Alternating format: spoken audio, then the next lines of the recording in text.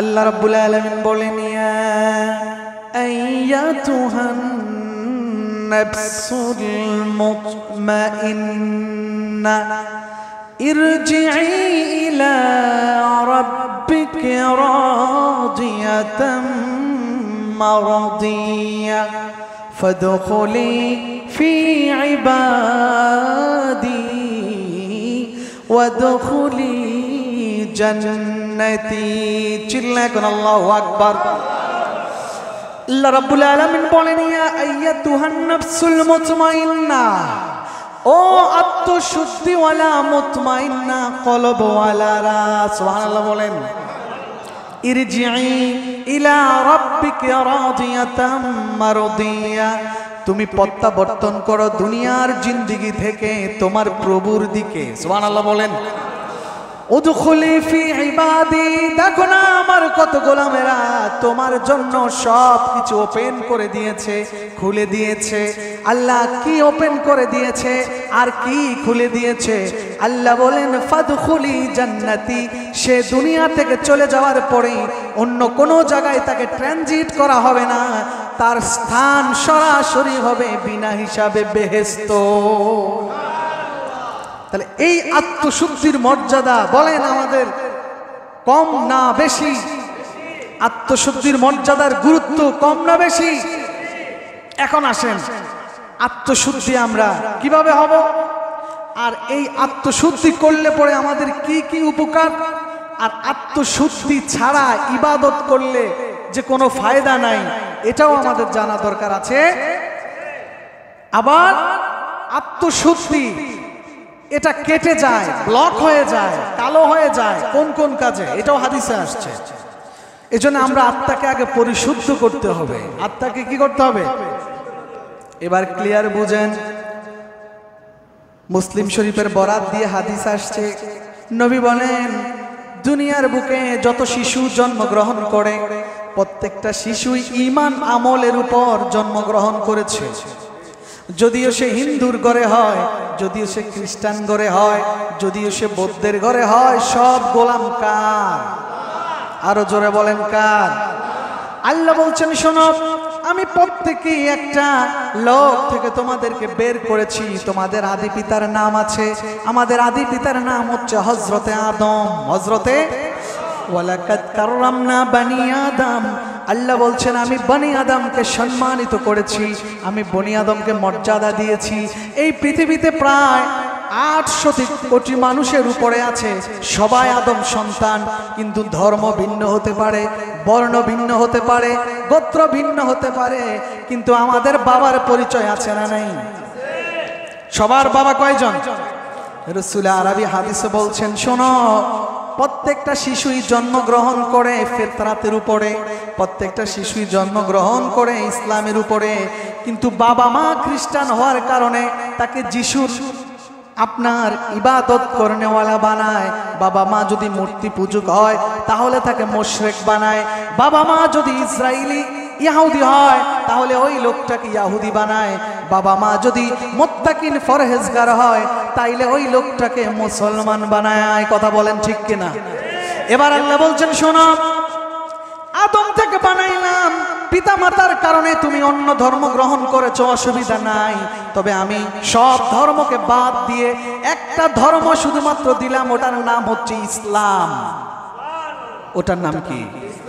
আর ইসলামটাকে আমি মনোনীত করেছি, ইন্নাদ-দীনা ইনদাল্লাহিল ইসলাম, আমি আল্লাহর কাছে মনোনীত শুধুমাত্র কেবলমাত্র একমাত্র ধর্মগ্রন্থের নাম হলো কি? এই জন্য আমি বলেছি, ইয়া আইয়ুহাল্লাযীনা আমানু হাক্কা তুকাতিহি ওয়া লা তামুতুন্না ইল্লা ওয়া আনতুম মুসলিমুন। এই আয়াতটা সবার জন্য নয়। আল্লাহ বলছেন, শোনো মুসলমানেরা, তোমরাও শোনো, খ্রিস্টান ইহুদি নাসারা বৌদ্ধ তোমরাও শোনো। এসেছো মুশরিকের ঘরে, কাফেরের ঘরে, তো কি হয়েছে? আমি তো তোমাকে আকল দিয়েছি, আমি তো তোমাকে বিবেক দিয়েছি, আমি তো তোমাকে জ্ঞান দিয়েছি। ওই জ্ঞান দিয়ে যখন তুমি বুঝবা তখন তোমাকে এটাই বুঝে নিতে হবে, ইসলাম ছাড়া অন্য কিছু মানি না, মানবো। তোমার জন্য যখন তুমি বার্ধক্যে পৌঁছে যাবা, তার আগেই যখন তুমি অ্যাডাল্ট এজ হবা, তোমার বয়স যখন পর্যাপ্ত হয়ে যাবে, তখন আমি তোমাকে ঘোষণা করেছি ইসলাম ছাড়া আর মুসলমান ছাড়া কবরে আইসো না। কথাকার? তাহলে প্রত্যেকটা মানুষ ইসলামের উপরই জন্মগ্রহণ করে, বাবা মা তাকে চালিয়ে নেয়, এই কথা বলার অর্থ এই না যে ইহুদি হয়ে আল্লাহর কাছে বলবে আল্লাহ বাবা মা ইহুদি, আমি ইহুদি হয়েছি, ওই লোকগুলার এই কথা বলার কোনো সুযোগ না। আল্লাহ তো বলেছেন আমি তোমাদেরকে ধর্ম দিয়েছি, তোমরা ফিজিক্স পড়েছো, কেমিস্ট্রি পড়েছো, বায়োলজি পড়েছো, পদার্থ পড়েছো, ইংরেজি পড়েছো, রসায়ন বিজ্ঞান পড়েছো, সব কিছু পড়েছো, বাট আমার কোরআন পড়নি, এই জন্য সব পড়া বাদ। আগে তোমাদেরকে কি শিখতে হবে? কি পড়তে হবে? ভাইয়েরা আমার, বন্ধুরা আমার, এবার আসেন ইসলাহে বাতিন। ইসলাহে বাতিন কি? ইসলাহ মানে হলো সংশোধন করা। কি করা? বাতিন মানে হচ্ছে খারাপ, অন্যায়, যেটা মানুষ বুঝে না।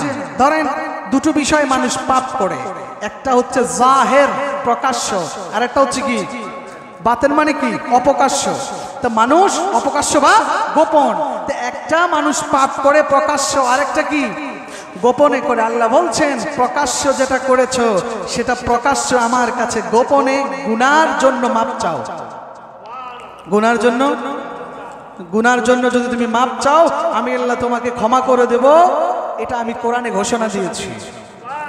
আর অপকাশ্য যেটা করো মানে বুঝেন, কোন লোক ফিগারেবল লোক, সমাজে তার মর্যাদার উচ্চ শিখরে তার সম্মান, এই লোকটি অপকাশ্যে মদ খায়, গোপনে কি খায়? সে চিন্তা করে এটা মদ খারাপ জিনিস আমি বুঝি, কিন্তু পাবলিক যদি জানে আমি মদ খাই তাইলে আমারে কইব মদখোর। এই মদখোরে কোনোদিন সমাজের চেয়ারম্যান, এমপি বালা মানুষে বানাইবো? আপনারা কথা আসতে কইলেন কেন? বানাইবো? যেটা প্রকাশ্যে সুদ খায়, সুদখোরকে মানুষ প্রকাশ্যে ভালো কোনো জায়গায় দাঁড় করাবে? করায় তো, করায় তো, করায় কিনা? বাংলাদেশের ট্রেডিশনে সুদ যে যত বেশি খাইতে পারে, টাকা তোর তত বেশি, আর পদও তার তত বেশি বালা। কথা কন না কেন?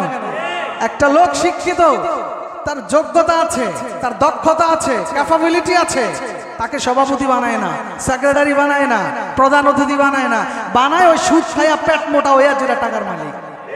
আসতে বলবেন না, জোরে বলেন, কথা ঠিক কিনা বলেন? এই দেশের সুদী, এই দেশের ঘুষি, তারাই এখন সমাজের নেতৃত্ব দেয়। ভাইরা আমার, এই জন্যে যারা সুদ খায় তারাও বুঝে আমি অন্যায় করেছি।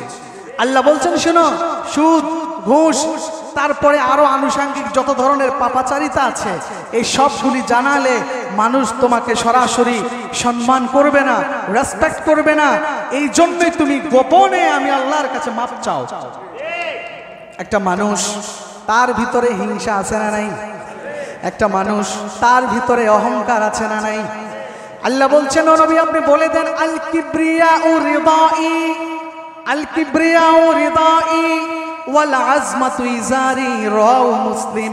আল্লাহ নবী বলেন শোনো, আল্লাহ পাক আমাকে বলেছেন অহংকার কেউ করো না, অহংকার হচ্ছে আল্লাহর কুদরতি চাদর, আল্লাহর কুদরতি। আর তাকাব্বুরি করো না, হিংসা বিদ্বেষ করো না, গৌরবগিরি করো না। গৌরব হচ্ছে আল্লাহর কুদরতি লুঙ্গি, কুদরতি। ওয়াল আজমাতু ইজারি, গৌরবিতা, মানুষ গৌরবান্বিত করে বংশের, টাকার, পয়সার, ইজ্জতের দলে, আছে না নাই? ফাটির ক্ষমতাও দেখায়, আছে না নাই?